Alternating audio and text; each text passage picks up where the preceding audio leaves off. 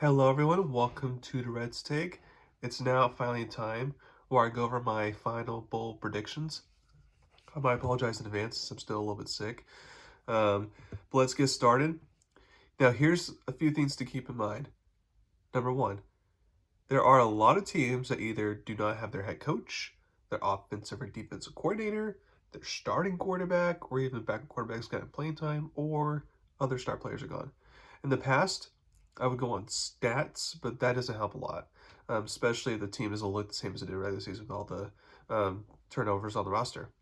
Then I decided just to pick the team, that had all their coaches and important players returning, so the continuity is there. And while you would think that's a smart bet, that doesn't automatically translate to a loss for the people that had a bunch of roster turnover. So, therefore, picking these bowl games is harder in some aspects than picking or filling out a March Madness bracket, which we all know how hard that is. Despite all that, I may change my mind after I make this podcast the next 24 hours on some picks because there's still a couple that I'm worried about. But other than that, I'm just going to go roll the punches here. Let's get started. The first bowl, you got the Myrtle Beach Bowl between Georgia Southern and Ohio. I don't like either team coming into this game. Georgia Southern has an explosive offense, but their defense has been bad, which has them on a 4-game losing streak. Ohio is a good team with their starting quarterback, Curtis Rourke, is under center. But the problem is he is in the transfer portal, and backup quarterback C.J. Harris and Parker Navarro, who had both not had impressive performances in their limited steps. Um, to me, and also their star running back Sam Bangara is also out. So to me, it's like I'm gonna go with the team I know has a good enough offense in this game. So therefore, I'm gonna pick Georgia Southern to get the win here. Out of the way, 27-21. Um, and then RL Carriers New Orleans Bowl. You got Jacksonville State versus Louisiana. So in year one being FBS, Jacksonville State, led by former Arizona head coach Rich Rodriguez, has led his team to a bowl game year one. It helps to be an easy conference, but Jacksonville State's a good legit team. They have a fast-paced offense that if it's on point, like if they pick up a couple first downs, then it's just kind of hard to stop. And then they have opportunistic defense as well. While this will feel like a home game for Louisiana, obviously, I like Jacksonville State to get the upset here. I'm winning 35-27. Next, you get the Avocados from Mexico Cure Bowl. You got Miami, Ohio versus Appalachian State. In this game's the MAC champions versus Sun Belt runner-ups. This is definitely a hard game to predict. Appalachian State, when they're on their A game, can take North Carolina over time and beat the top teams in the Sun Belt like James Madison or Coastal. Before the Sun Belt title game, they were on a 5-game winning streak thanks to a good run game and good quarterback play by Joey Aguilar. Miami, Ohio has also had a good season and good quarterback play from Brett Gabber. They have only lost to Miami and Toledo and are on a 5-game win streak. However, the problem for the Redhawks was Gabber had a season-ending injury, and the backup quarterback, Avion Smith, who played in the MAC title game, has entered the transfer portal. So I may trust a few third-string quarterbacks, especially if they're like at a bigger school, but I don't trust the Redhawks third-string quarterback to get the job done. I have Appalachian State winning 27-16. Next, you got the Isleta New Mexico Bowl. You got New Mexico State versus Fresno State. Jerry Kill in his first 2 seasons has gotten his team to a bowl game, and this season to double-digit wins, which is rare for New Mexico State. Fresno State started the season off strong, beating Power 5 teams like Purdue and Arizona State and beating UNLV and Boise State while being in the top 25. But then things spiraled out of control with back-to-back losses against New Mexico and San Diego State, both having losing records to end the regular season. This game will come down to New Mexico State quarterback Diego Pavia. He got injured in the Conference USA title game. If he is good to go for this game, which I expect him to be, then I like the Aggies with home field advantage to get the big win here over the Bulldogs. I'm winning 34-24. Next, you got the LA Bowl. You got UCLA versus Boise State. A Power 5 team versus a Group of 5 team in bowl games, always kind of hard to predict. Will the Power 5 team win like they should, or will there be a lack of motivation that the Group of 5 team uses to their advantage to get the upset? Boise State coach Spencer Danielson has won 4 games in a row and has promoted to head coach in the process since he was an interim coach for the last couple games. The problem for the Broncos is that, during this win streak, quarterback Taylor Green has been playing well, but he's, transferred out. And Maddox Manson, who's been the backup who started multiple games this season, going 3-2 in the process. He's also gone as well. So it'll be a tall task for the third string quarterback to step up. The good news is Boise State relies heavily on the run game anyways, which running back Ashton Jitney running for over 12,000 yards is a very good running back. For UCLA, they will have the backup quarterback starting with Dante Moore in the transfer portal. Ethan Garbers has started games as well and has played well, in my opinion. I think this will be more of a defensive-oriented game, especially with UCLA being one of the better defenses in the Pac-12. I think the Bruins head coach Chip Kelly will be able to scheme his way to a win and try to get some momentum going to a year where he may be on the hot seat next year. I have UCLA winning 19-13. Next, you got the Radiance Technologies Independence Bowl. You got California versus Texas Tech. Texas Tech early on this season did not look like they would be in a bowl game after starting the season 3-5 and losing their starting quarterback. However, if you take out the Texas game to end the regular season, backup quarterback Baron Morton has been really solid, and the Red Raiders defense has been better as late as well. California is the type of team that's like all offense, no defense, which with a defense head coach, it's actually pretty funny. But the problem for the Bears is their offensive coordinator has left for their job, so I'm not sure if we're going to get the same explosive offense that we've seen all season. Therefore, give me Texas Tech to get the big win to finish with the winning record, either winning 38-23. Next, you got the famous Toastery Bowl. You got Western Kentucky versus Old Dominion. After missing a bowl game last year, Old Dominion is back in a bowl game thanks to a 2-game winning streak to end the season. Western Kentucky, like usual, is in a bowl game. I think this will come down to the wire. What's interesting is that 10 of Old Dominion's 12 games were all one-possession games. So while the Monarchs will be competitive and be used to the close game situation environment, I think the Hilltoppers offense will be too much to overcome, in my opinion, at the way 23-16. Next, you got Scooters Coffee Frisco Bowl. You got UTSA versus Marshall. For UTSA's recent standards, this may feel like this was a letdown year since they had New Year's Six bowl game aspirations. The bright side is getting to 9 wins is, if they can do that, still solid. I think they will do that in this game. Marshall has only one road game win all season against a bad East Carolina team. This will be a de facto home game for UTSA.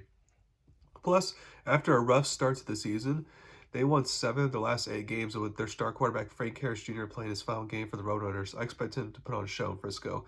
Maybe Marshall can keep it close, but I don't think the odds for that are high. I have UTSA winning 33-17. Next, you got the roofclaim.com Boca Raton Bowl. You got South Florida versus Syracuse. South Florida is in their first bowl game since 2017, so congratulations to them on that. This will definitely feel like a home game for the Bulls. Both teams have not beaten anyone with a winning record, though. For me, I think momentum will carry weight in this game. For Syracuse, if they win or lose, it doesn't matter. They're still mediocre. They've already moved on to the new coach staff and all that. It doesn't do anything for them going into next year. If South Florida wins, then it gives the Bulls a winning record in year one of a rebuild, no less, and it gives them positive momentum to compete in the American Conference going forward. Therefore, I would take the Bulls to get the close win here after winning 20-17. Next, you get the Gasparilla Bowl. You got Georgia Tech versus UCF. UCF in their first season being a Power 5 team makes a bowl game, which is easier said than done. Georgia Tech in one full season under head coach Brent Key has led the Yellow Jackets to a bowl game, which has not been done since 2018. This is a coin flip type of game. Is Georgia Tech we're going to see the Georgia Tech team that beat one at Miami, one at North Carolina, played a close game in Georgia, or we're going to see the team that lost at home to Boston College and lost to Bowling Green, UCF has similarly had been up and down, but when they have their starting quarterback John Rice Plumlee healthy, they're a way better team. I think head coach Gus Malzahn will dial up some good plays, with this basically being a home game for UCF. The Knights get the big win to build good momentum going to year 2 of the Big 12 after winning 38-33. Next, you get the Birmingham Bowl. You got Troy versus Duke. When this matchup first came out, I instantly liked Troy since Duke head coach Mike Elko left for A&M, and starting quarterback Riley Leonard transferred, and the backup quarterback Grayson Loftus has not been great by any means. However, this kind of all changed when Troy head coach John Summerall left to take the head coaching job at Tulane. So I'm going to bank on the interim coach having the squad that ran through the Sun Belt undefeated prepared to win this game Um, and, I think it will definitely be a close game here, but Troy wins, and therefore it actually gives them 12 game winning seasons in back-to-back seasons, which for Troy, that does not happen often. So congrats. So if that does happen, congrats to them. Next, you get the Camellia Bowl. You got Arkansas State versus Northern Illinois. Now this is one of the out of all the bowl games, this is one of the more harder ones to predict here. Arkansas State has not made a bowl game since 2019, so congrats to them. For Northern Illinois, they made one in 2021 before not making one last season. Arkansas State's easier to figure out. Northern Illinois, I'm not sure. Are they going to be the team that upset Boston College and Ohio? Or they're the team that are going to lose to Southern Illinois, Tulane, Tulsa, Central Michigan, Ball State, all not bowl eligible teams there. For me, I'm going to take the safer option and have Arkansas State win a close game and winning 28-27. Next, you got the Lockheed Martin Armed Forces Bowl. You get James Madison versus Air Force. Air Force is back in the same bowl for 2 years in a row, which is rare. Being in a bowl game called the Armed Forces Bowl, that was appropriate for them. Congrats to James Madison for making their first bowl game as an FBS team. However, they have to play in their first bowl game without their starting quarterback, Jordan McLeod, who's in the transfer portal, and their head coach, Kurt Canetti, who took the Indiana job. Therefore, I think James Madison's offense will struggle, in my opinion. Now, the interesting matchup is Air Force's offense versus James Madison's defense. Air Force is a great running team, as we all know, and James Madison is great at stopping the run. Therefore, I predict this to be a low-scoring game. Even though Air Force, after a great start to the season, sputtered down the stretch, I'm going to take them to get the upset here. I have them winning 14-13. Next, you got the famous Idaho Potato Bowl. You got Georgia State versus Utah State. I'm going to do something that I typically don't like to do.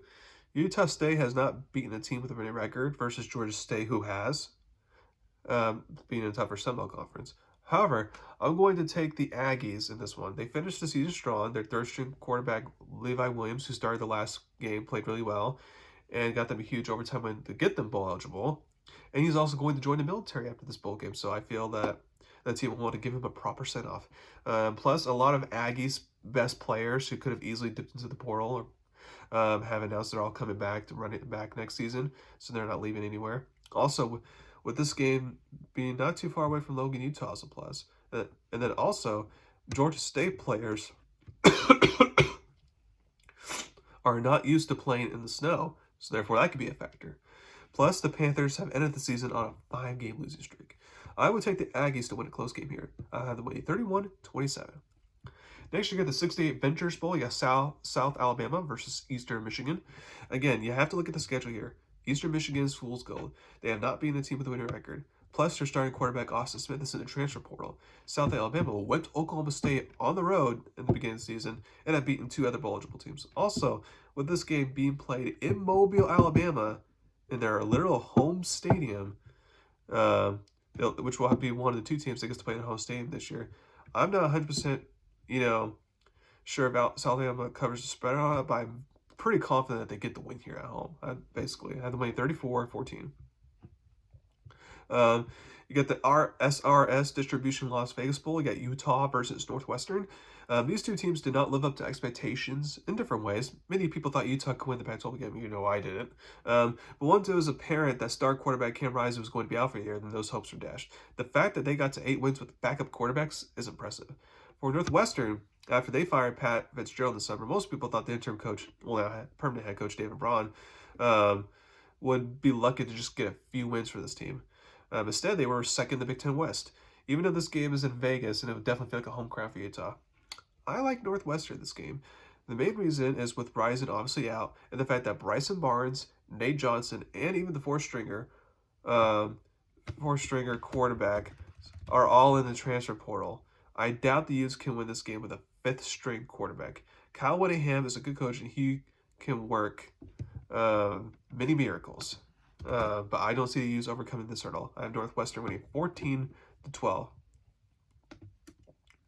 Next, you got the Easy Post Hawaii Bowl. You got Coastal Carolina versus San Jose State. For me, out of all the bowl games that have two Group of 5 teams facing each other, this one's one of my more confident picks. San Jose State start off the season rough since they had a brutal schedule to start the season. However, they ended the season on a 3-game losing streak, whipping Fresno State, upsetting UNLV in the process. Coastal Carolina is the opposite. They're coming off a 2-game losing streak, and their star quarterback Grayson McCall has transferred. When he doesn't play, the Chanticleers are not the same team. Plus, an Eastern time zone team having to come all the way to Hawaii could be a challenge. I think San Jose State quarterback Siobhan Corderio, who used to play quarterback for Hawaii a couple years ago, will make big plays to get the Spartans to win here. After winning 31-16. Next, you got the Quick Lane Bowl. You got Bowling Green versus Minnesota. This one is interesting. Bowling Green gets to go to the same bowl location 2 years in a row, which doesn't happen too often. It didn't go too well last time. Can it go better this time? Well, that's kind of up to Minnesota, who's coming in on a 4-game losing streak. The Gophers are playing a Group of 5 team in a lesser bowl game while being the only 5-7 bowl team to make a bowl game thanks to their good academic scores. Is Minnesota grateful to be the bowl game of 5-7, or are they just going to kind of go through the motions and hope for the best? Plus, Minnesota's starting quarterback Athan Kalakamandis is in the transfer portal, which doesn't help. I'm going to assume head coach PJ Fleck will get his Gophers team ready to go, and based on talent alone, that could be enough just to get them one win in a lower scoring game. Oh, this is not one of my confident picks. I have Minnesota winning 17-13. Serve Pro First Responder Bowl, you get Texas State versus Rice. This is the first time Texas State has been in a bowl game since 2014. There will be a lot of fans for both teams in the game since it's in Texas. I like what Texas State head coach GJ Ken is building. I think Bobcats are going to win the game and use this momentum to actually be contender for the Sun Belt the following year. Rice has not been a bowl team all year, so I think they're fools going. I have Texas State winning 42-31. Next, you got the Guaranteed Rate Bowl. You got Kansas versus UNLV. Congrats to both teams here. Kansas has not finished with a winning record since 2008, and that's despite playing most of the season with a second and third string quarterback. UNLV has not made a bowl game since a decade ago. Head coach Barry Odom has done a great job rebuilding this program. Freshman quarterback Jaden Mayava has been really good for the Running Rebels. However, he is in the transfer portal, and their defense against good competition has not been that good. Therefore, I think Kansas should be able to run the ball easily against UNLV to get a win. The only question is, can UNLV with back quarterback make an interesting game? I have Kansas winning 38-13. Next, you got the Military Bowl. You got Virginia Tech versus Tulane. This game's a little tricky. Virginia Tech has not been a team with a winning record all season. Then there are a lot of question marks for Tulane. Their head coach has left, and their star quarterback Michael Pratt injured his shoulder late in the American Conference title game. Is he going to be able to go? And if so, is he going to be 100%? Because the offense goes as he goes. Since I don't know what I'm going to get from Tulane, I'm going to take the Hokies to get the win and get their first bowl win since 2016. I'm winning 24-16. Next, you got the Duke's Mayo Bowl. You got North Carolina versus West Virginia. Star quarterback Drake May will sit out this game to prepare for the draft. The good news is for backup quarterback Connor Harrell, he'll play against a Mountaineers defense that's not that great, and it helps to have a top 5 running back in the country in Omarion Hampton. It also helps that the game being in Charlotte, the crowd be heavy Tar fans. However, North Carolina's defense is not that good. West Virginia's offense has been really good this season with quarterback Garrett Green and running back C.J. Donaldson running the ball effectively. With head coach Neil Brown off the hot seat for now, he would want to avoid a bad loss in this bowl game to make his future going back into doubt next season. I have West Virginia winning 34-24. Country road, take me home. I'm just kidding. Okay, so then you got the Direct TV Holiday Bowl next. You got 15 Louisville versus USC. And this game's kind of tough to figure out. The Trojans' defense is horrific, so Louisville should be able to score on them with ease. The question is, what can USC's offense do with quarterback Caleb Williams sitting out this game? I believe Lincoln Riley is the type of offensive mind that can work with any back quarterback and make them look solid. So if the Trojans had a defense, then I would pick them. But since they don't, I think Louisville shakes off the ugly back-to-back losses against a rival into Florida State in the ACC title game and get the win to get Louisville good vibes going in the offseason here. I have them winning 38-34. Next, you got the Tax Act Texas Bowl. You got Texas A&M versus 20 Oklahoma State. So despite the Aggies firing their head coach and being on their third-string quarterback, the offense is still working just fine. Against good competition, though, the Aggies' defense has not lived up to expectations. Oklahoma State's an easy team to figure out. When star running back Ollie Gordon II can explode and quarterback Alan Bowman doesn't make mistakes, than the offense when she does. To me, I think this will be a game where the Aggies control the whole game, but the Cowboys will find some way to get the win late and get to double-digit wins on the season. I'm winning 37-35. Next, you got the Wasabe Fenway Bowl. You got 24 SMU versus Boston College. I mean, congrats to Boston College on making a bowl game, which they did not do last season, and it has to voice their head coach being on the hot seat. Boston College is coming to the game on a 3-game losing streak, while SMU, since conference play started, was able to run the table and win the American Conference title with a backup quarterback Kevin Jennings playing in the title game. This is one of those P5 G5 matchups to where I will favor the group of 5 team to get the win here. Not positive they cover the large spread, but SMU wins 27-20. Next, you got the Bad Boy Mowers Pinstripe Bowl. You got Rutgers versus Miami. This game's hard to predict. While Miami has the better talent in this game, they will be on the third-string quarterback this game with Tyler Van Dyke transfer out and Avery Williams injured. Luckily for the Hurricanes, the Scarlet Knights are a heavy run team and are not a team that's going to light up the scoreboard. So this would be a low-scoring game. I think it will come down to the wire, but in bowl games, expect the unexpected. And despite Miami being on their third-string quarterback, I feel Mario Cristobal will figure out a way to get his team a victory here, after winning 16-13. Next, you got the Pop-Tarts Bowl. You got 18 North Carolina State versus 25 Kansas State. Back in early October, there was some doubts on if North Carolina State would make a bowl game. Then after a bye on October 21st, they rattled off 5 straight wins. I think they will continue to stay hot in this game. Kansas State quarterback Will Howard's in the transfer portal. Luckily, freshman Avery Johnson has gotten experience as a good running type of quarterback. But the problem with that is that the Wolfpack is a great defense overall and great at stopping the run. So if Johnson can't show that his arm is just as good as his legs, then I expect the Wolfpack to get the win and get to 10 wins on the season. I have them winning 24-20. Next, we got the Valero Alamo Bowl. You got 14 Arizona versus 12 Oklahoma. Head coach Jed Fish has done a great job building up his program for being unwatchable to potentially a 10-win season. I believe mostly everyone is playing for Arizona in this game. For Oklahoma, that would not be the case. Quarterback Dylan Gabriel is transferred to Oregon. Now backup quarterback Jackson Arnold does have some experience, which is good, However, the Sooners' offense coordinator has left for the Mississippi State. So I don't expect the offense to look as dominant as usual. I would take the Wildcats to get the big win here, 28-17. Next, you got the Tax Slayer Gator Bowl. You got 22 Clemson versus Kentucky. The good news for Kentucky fans is head coach Mark Stoops did not get hired by Texas A&M, so he's there to stay. Unless you don't want him, but assuming you want him, he's there to stay. The bad news is they got a red-hot Clemson team for their bowl matchup. Clemson will have some key players out this game, which is not ideal, but I feel the Tigers will continue their hot momentum and end the season on a 5-game winning streak. I have them winning 31-24. Next, you got Tony the Tiger Sun Bowl. You got 19 Oregon State versus 16 Notre Dame. Oregon State has already moved on to next season. Jonathan Smith took the Michigan State job, and their defense coordinator Trent Bay has been promoted to head coach. Both quarterbacks, D.J. Yogale and Aiden Childs, transfer, which means the Beavers will be on their third-string quarterback. With the third-string quarterback and a defense coordinator having his first game as a head coach, I assume they'll play this game conservatively, just try to win a lower-scoring game. That's not how to beat the Fighting Irish. Notre Dame would be more than fine to just make this all about running the ball a lot. If that's the case, then with the good running backs the Irish have being behind Notre Dame's solid offensive line, I like Notre Dame to get the win here and to hit double-digit wins on the season. I have the winning 24-9. Next, you got the AutoZone Liberty Bowl. You got Memphis versus Iowa State. Again, how often is it that a team for their bowl game gets to play in their home stadium? Not often, but yeah, we get it twice this year. Memphis fans will be able to show out for this game. They also have the talent to make this interesting. However, I think the Cyclones are one of those younger teams that are looking for a nice bowl win to give them good momentum going to next season as a Big 12 contender. The Cyclones use a big second half to get the win here, at the winning 31-14. Next, you got the Goodyear Cotton Bowl Classic, one of the first New Year's Six bowl games. You got 9 Missouri versus 7 Ohio State. Buckeye head coach Ryan Day has been good in bowl games, whether it's a win or a loss. He takes advantage of all the time to prepare. Now, he won't have his star Kyle McCord as he is in the transfer portal. Therefore, Devin Brown, who was in a heated competition with McCord throughout fall camp, will get his chance to shine to prove he can be the guy next year instead of Day looking for someone in the transfer portal. For the Tigers, it's been a decade since they've been in a New Year's Six bowl game.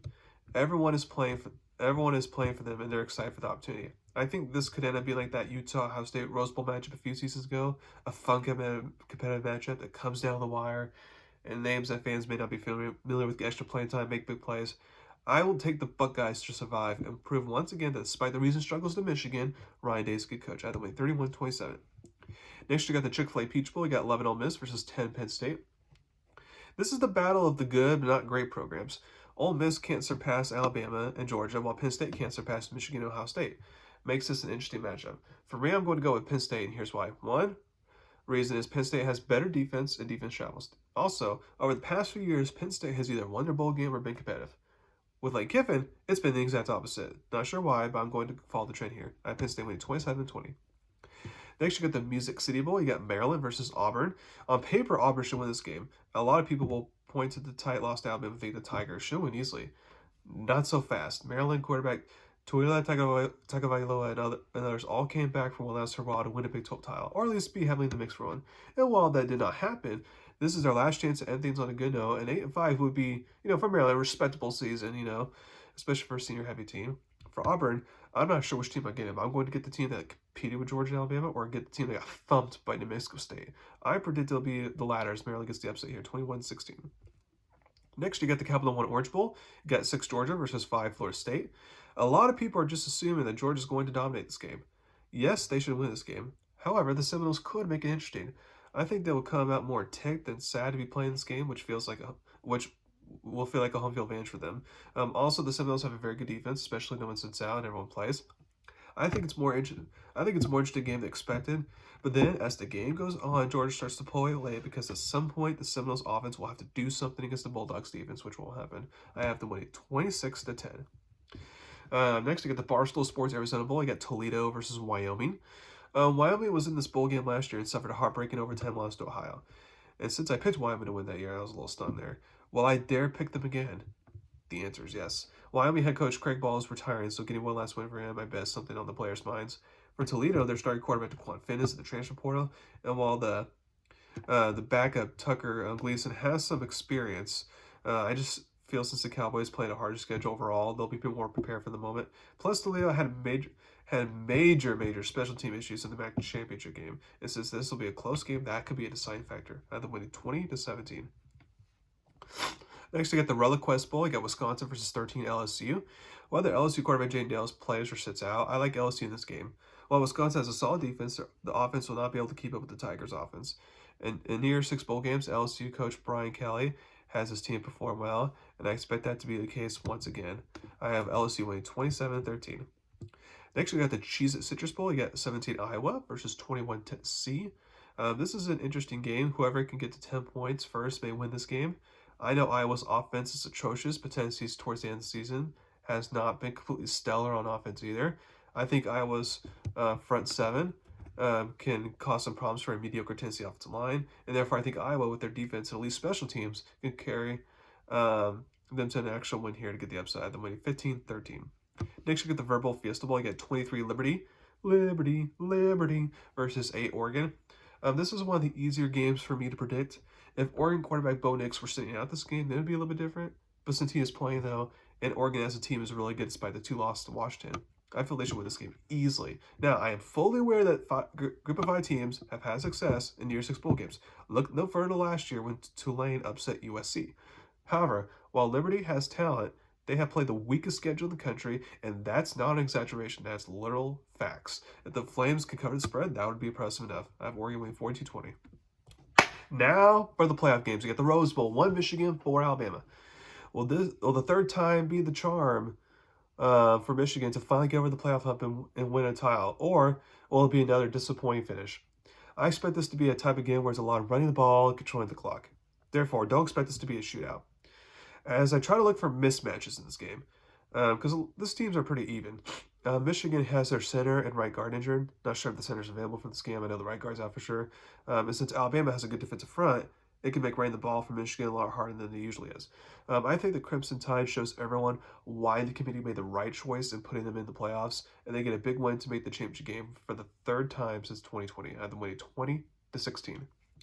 Next, we got the All-State Sugar Bowl, 2 Washington versus 3 Texas. This should be an excellent playoff game, one of those hard ones to predict. Washington quarterback Michael Penix Jr. and company will have their opportunities in this game. The Russian attack will be hard to come by since Texas has an excellent run defense, but the Longhorns secondary is not that strong, and since Washington has the best receiving core in the country, they will score some points and explode them. The question is, what will the Texas offense do against a Washington defense that can be very leaky at times, but then come up clutch when they need to be? Since the Texas offense has been on a roll recently, I expect them to be just fine. An interesting note is if Texas wins this game, then they will basically have a home field advantage for the championship game since it's being played in Houston. I know Washington has been resilient all season, which makes this very hard to do, but give me the Longhorns to beat Alabama for a rematch in the title game. I have the Texas winning 37-34. Thank you very much for listening to my long podcast today. Please subscribe to my channel and tell about me. Thank you very much. You have a wonderful weekend and of watching bowl games.